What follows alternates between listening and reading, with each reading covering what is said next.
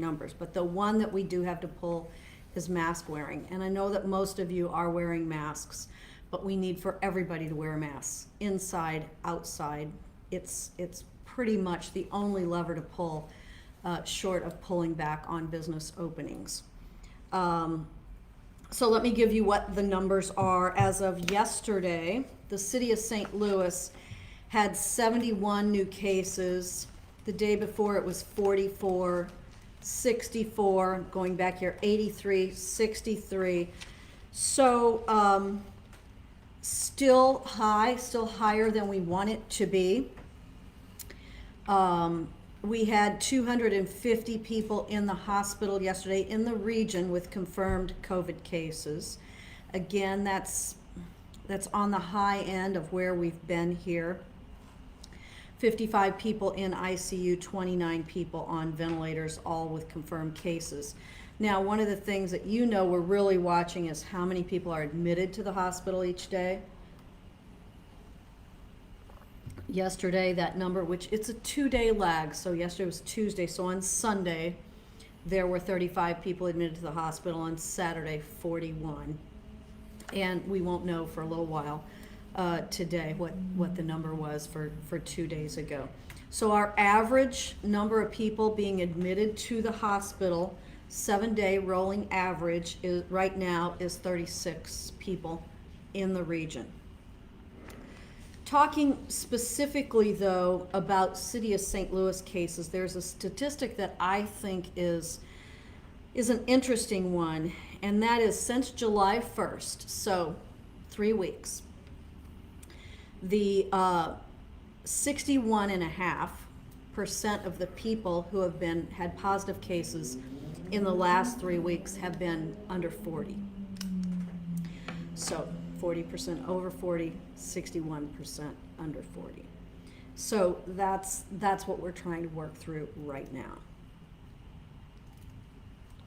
For those of you that weren't with us on Monday, you know that we did send several letters, cease and desist letters, to various bars. Excuse me for 1 minute, I need to get a drink of water.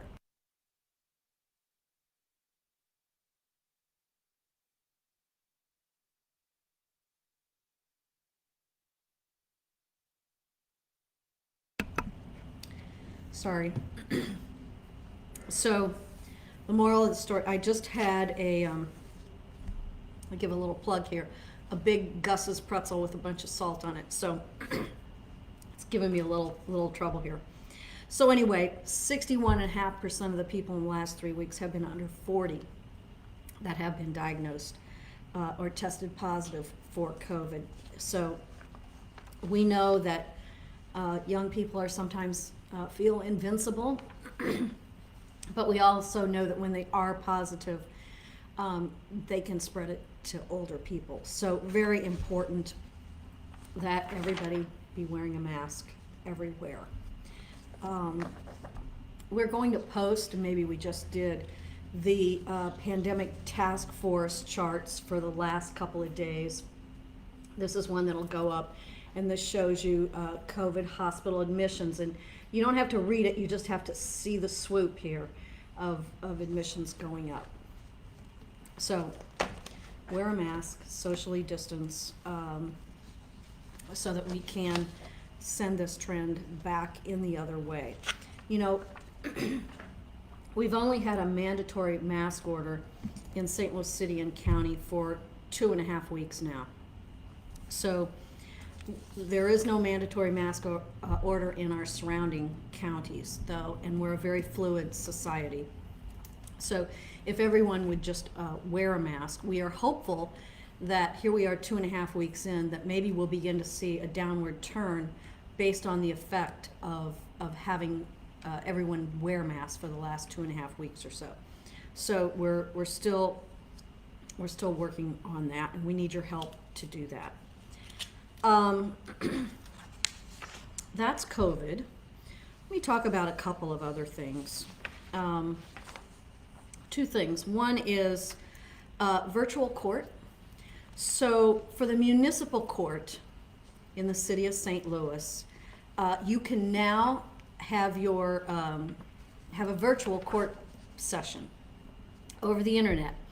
You can appear for your citation in an online virtual courtroom without a trip coming to 1520 Market, which is where municipal court is, or without a physical appearance in the courtroom. So you can go online, it's on our website, and you can sign up for a virtual court time. Now, why would you want to do that? One, you don't want to have to come to 1520 Market because you're busy or because you're at work. Two, because you don't want to be around a lot of people. And so what is this used for?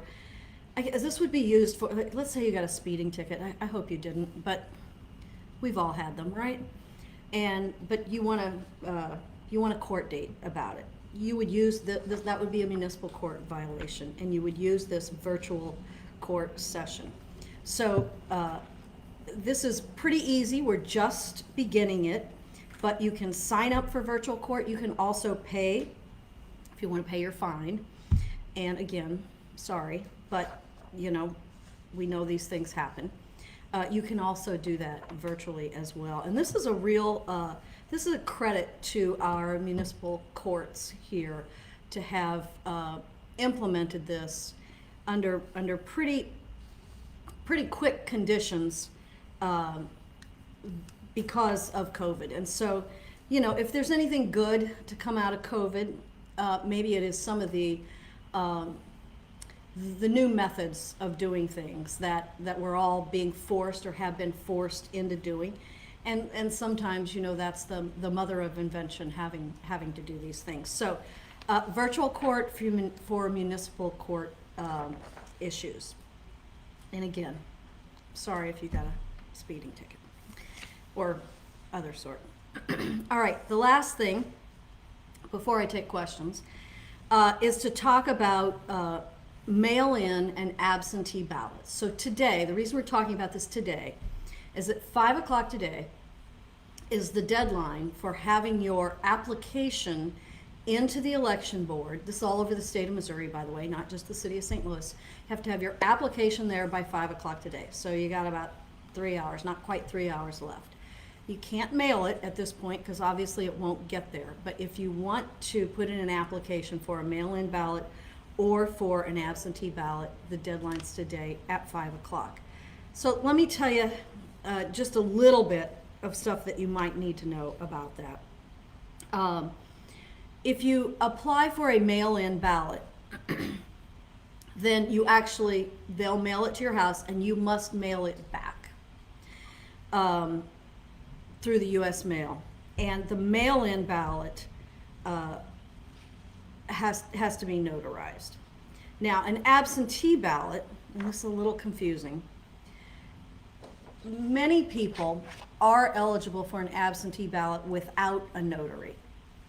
And that is if you're over 65, and this is because of COVID. If you're over 65, if you've got an underlying health condition, if you live in a long-term care facility, if you're immunocompromised, all of those kinds of things, you don't have to have a notary. So the deadline for getting that application to the election board in the city of St. Louis, the election board is right over here at the corner of Tucker and Olive, and you can stop in there this afternoon, is this afternoon.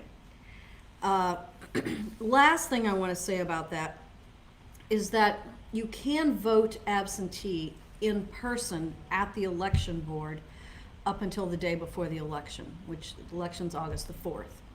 So you can walk in as if you're in a polling place, and if you're going to be out of town, if you're ill, if you're a poll worker, you can walk into the election board between now and the end of the day on August the 3rd and go to a voting booth and vote absentee there in person.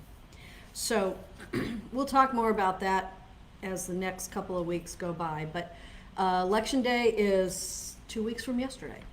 And so a lot of important issues on the ballot, including Medicaid expansion, including a number of primaries in many offices.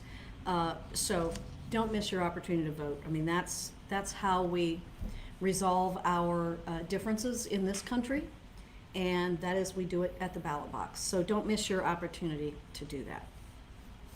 All right, one last thing that I wanted just to mention briefly, and we'll talk more about this as time goes on.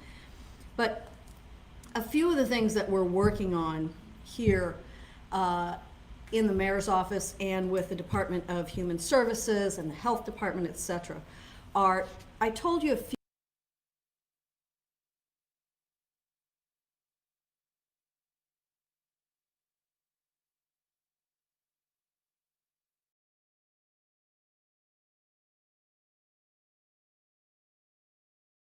weeks ago, maybe a month ago by now, that I had made an amendment to the budget to take just a little under $1 million out of the corrections budget and put it into a program called Cops and Clinicians.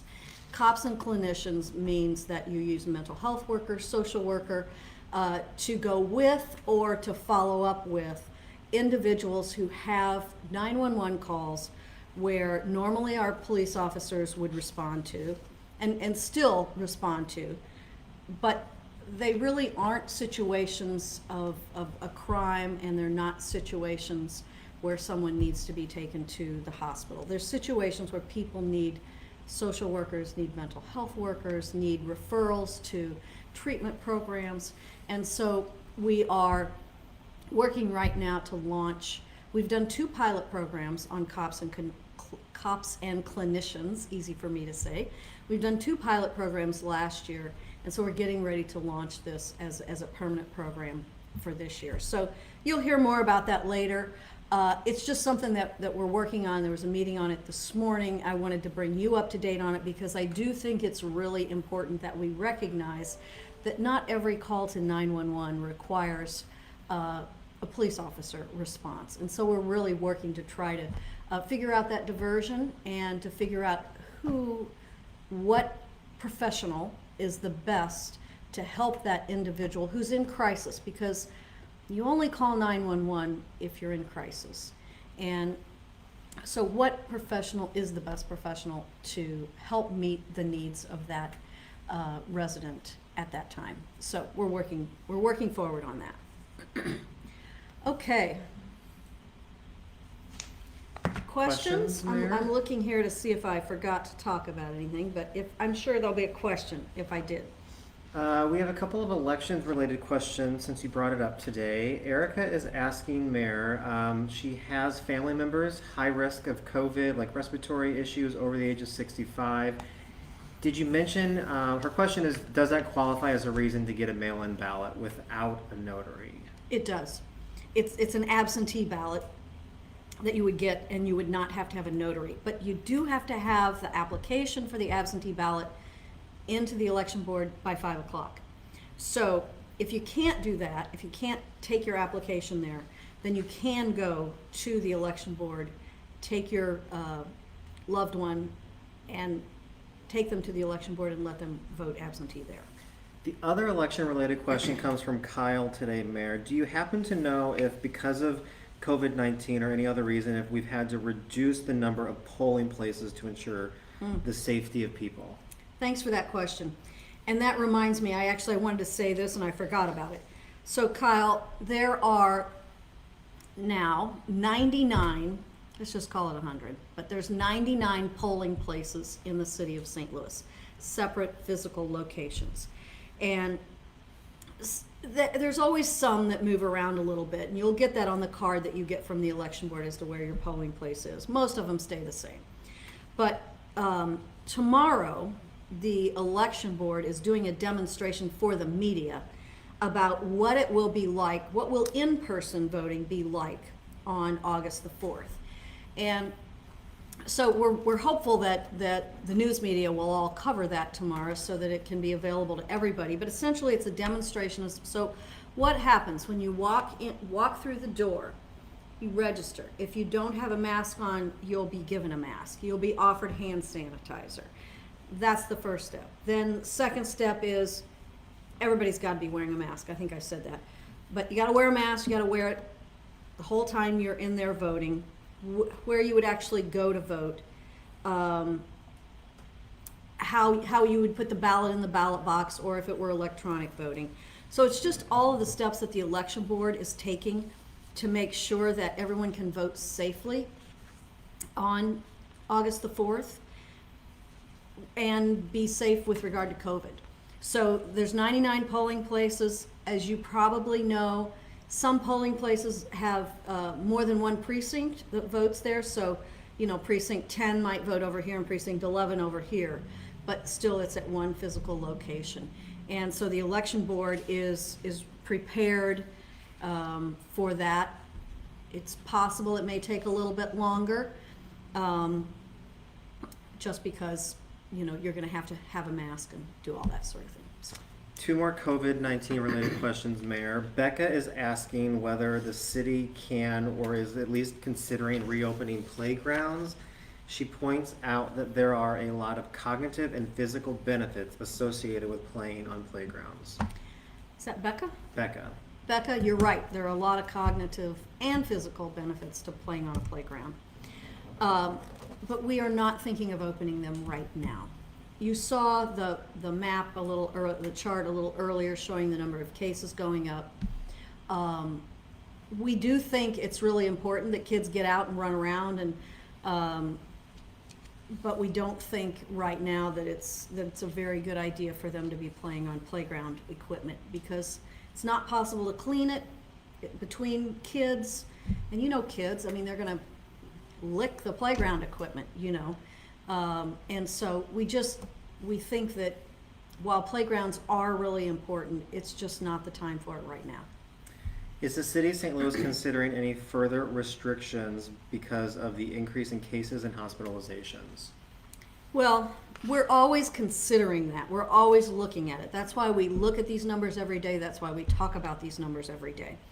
And that's why we continue to harp on the fact that the only lever we really have here is mask wearing in order to turn the number of cases. Mask wearing, social distance, and hand washing. That's really it. And keeping your circle small. You know, I had a friend of mine yesterday who let me know that she had tested positive. Now, I have not been around her. But, you know, she was keeping her circle very small, doing the hand washing, mask wearing, etc. But she was with a close friend who happened to come down with COVID because they were exposed through a relative. And so keeping that circle small is really important. It just lowers your opportunity. And you know, you've seen in the news, I'm sure, that COVID's everywhere. And how do we know that? Because we see restaurants and public spaces that say we're going to be closed for, we don't know for how long, for a few days or for a week, for cleaning and that sort of thing, because we had an employee who had COVID. You're seeing it all over. Just a few days ago, there were 5 or 6 restaurants that announced that we're gonna close for a few days. And so you got to keep your circle small. Be outside. Being outside still is considered to be better than being inside. So we're always considering what to do, and right now we have not made a decision to close down any sectors of the economy yet, and we hope we don't have to. So we have questions on other topics today, Mayor. We had quite a few people write in about the situation in Portland, Oregon, and asking if you, or if there are any conversations at all about asking for federal agents or actively working to keep federal agents from coming into St. Louis to address protests. So, you know, I know that has been a big question, and Public Safety Director Judge Jimmy Edwards and I have been talking about this for the last couple of days. There's a couple of things to point out here. One, we work, and our police department works every day with the FBI, U.S. Marshals, ATF, DHS, U.S. Attorney's Office, and we do that, and we will likely even do that more for their help in terms of trying to help us stem the violence, reduce the shootings. You know, our homicides are up 30% over last year on this same day. So we have relationships and good relationships with our federal partners, and we want to maintain those. That said, we do not need and we don't want federal troops in camouflage here intervening in the peaceful protests that we've had. So we've had those conversations, we've had them with our federal agencies and with our federal delegation. And so I think that's similar to what you're seeing with major mayors around the country. We have a question from a downtown resident. I think his name is Payne.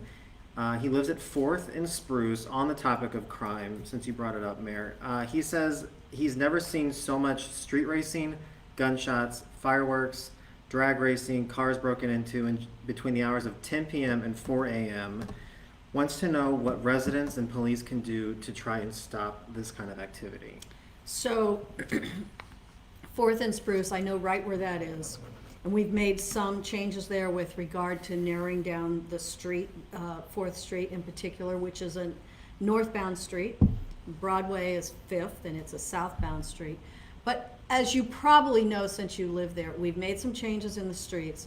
We also have our mobile reserve and special teams out on the weekend to stem that, because obviously this fast driving and drag racing, whatever you want to call it, is dangerous and it's illegal.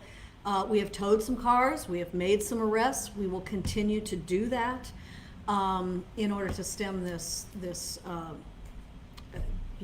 illegal driving and racing and all that sort of thing. So it's a matter of both enforcement from law enforcement side, as well as making some physical changes to narrow down the road. You see that we've done that on 4th Street at about Spruce there in front of the, I call it the Pet Building. It used to be Pet. We've done that there. We've also done it on the riverfront, and we've also narrowed down and removed parking on Market Street from 5th, which is Broadway, from about Broadway to 7th Street. So we're making changes in both areas. The best thing is for us to have more good activities going on downtown, but the fact that we don't have ball games right now, we don't have baseball or hockey, and we don't have as many folks on the street doing good activities, it leaves these streets, which are pretty big and wide. And so we're continually working on that. Our police department is on it all the time. I don't know if you've been on some of the emails, or we've had several meetings, virtual meetings, with downtown STL and a number of the people who live near there. So as we try to stem this behavior. Sarah's question, Mayor, and she asked that you could please address this on your next Facebook Live. Okay. Citizens of St. Louis have already voted on reducing the number of aldermen. Why should we possibly vote again? It feels like someone doesn't like the first outcome. Well, I think that's exactly right. You got that. You're right on the money there. So back in 2012, I was a sponsor, one of the primary sponsors on the bill that put that on the ballot in November of 2012. The voters of St. Louis voted 61 or 2%, I think was the number, if I remember correctly, to reduce the number of aldermen from 28 to 14. And it was to go into effect after the next census, which would be next year after. And so you're right. Some folks think that there should be a do-over on that vote. And I would just encourage you, is it Sarah? Sarah, I would just encourage you to talk to your alderman or your alderwoman about that. I don't know what ward you live in, but be sure to communicate your thoughts on that to your alder person. So that they know the way that you feel about that.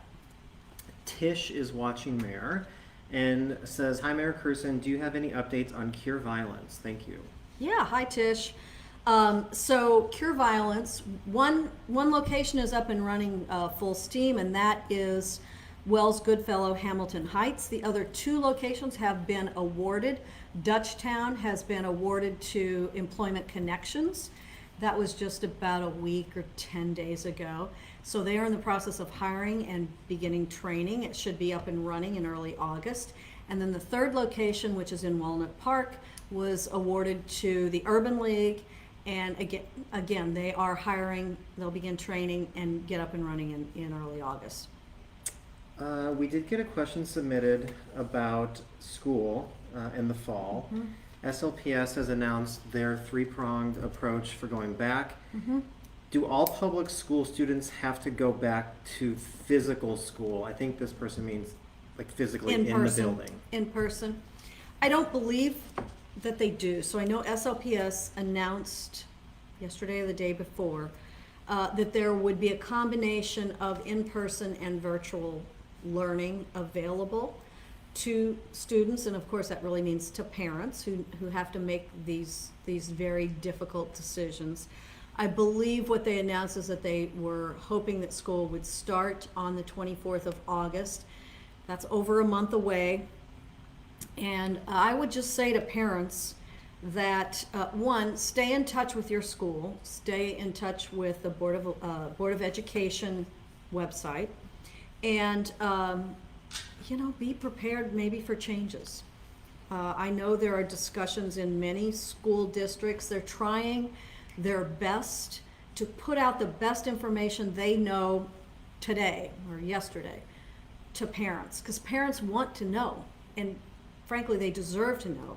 But what none of us know is what these cases are going to look like then, and how schools are going to be able to operate by keeping kids safe. I think most people think that in-person classroom is preferable if it's healthy. Got to keep kids safe, you got to keep teachers safe, you got to keep staff in the school safe, and all that's just a really big decision for these superintendents and these school districts to make. And we're going to know more a week from now, and we're going to know 2 weeks from then. And I know that as a parent, I don't have little kids anymore, but I can't imagine how disruptive that is, because you've got stuff you need to do. You're probably going to work, and you need to be able to plan for that. But unfortunately, this trying to coexist with COVID is making it really tough on all of us to plan. So stay tuned on that. All right, it's 2:30, Mayor. Okay. The last question, it's a lighter question, so I guess we could end on that. Okay. What does Mayor Krewson think the name of the new MLS team should be? Oh gosh, don't ask me that. Yeah, I don't know. I've seen. You're not supposed to ask me surprise questions, Jake. I think that, MLS is the first game has been put off 1 year until 2023. And I believe it's on August the 13th, so not quite a month away, really more like 3 weeks away. They're going to announce the team colors, they're going to announce the team name, and I'm not going to weigh in on that one. We're all just going to have to wait. So you all can chime in on the Facebook comments or the Twitter comments if you'd like about what you think the name should be, and we'll make sure that we forward that on over to the team. So thank you all so much. Thanks for being with us today, and I hope this was helpful. Don't forget about your voting and wearing a mask. Thanks.